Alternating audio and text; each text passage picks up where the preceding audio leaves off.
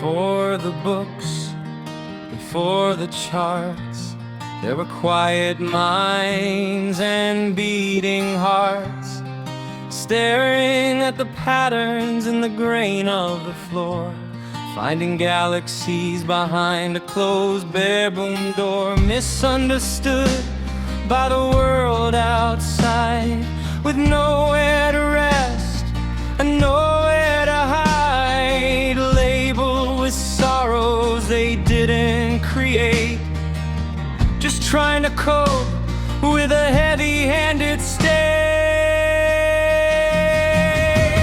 Oh, the map of the mind has a winding road, carrying a quiet, invisible load, from a hidden whisper to a spoken name.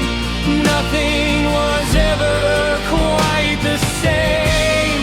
A spectrum of color, a different spark, lighting a fire in the medical dark. Then came the 40s, a doctor's pen, writing down traits that had always been. Leo Kanner looked at the kids in his care, noticed the silence, the intense stare, early infantile autism. He wrote on the page, setting the anchor for a brand new age. Across the ocean, Asperger saw it too, a different shade of the brilliant and the blue. Finally a name. Oh, the map of the mind has a winding road, carrying a quiet, invisible load, from a hidden whisper to a spoken name. Nothing was ever quite the same.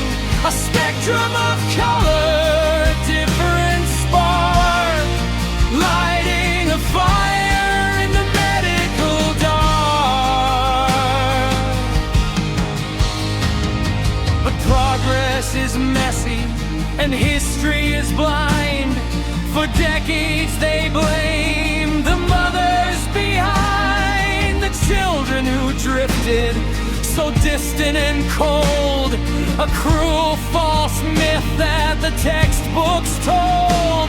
Then science stepped forward and cleared the air, proving love wasn't broken, the wiring was there. 1980 arrived, the DSM spoke, and a brand new doorway finally broke. No longer a symptom of a fractured mind, it stood on its own, a distinct kind. Then the 90s expanded the view, a spectrum of many, not just of a few. From labels that separated to a bridge that connects, celebrating the ways that a brilliant mind reflects.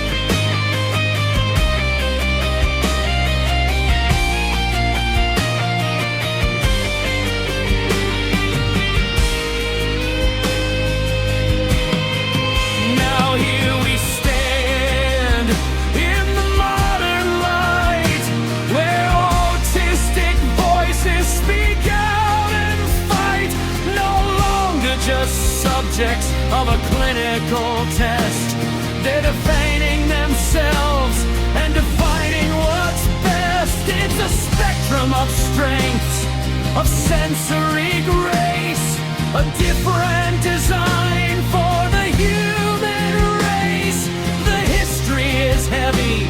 but the future is wide.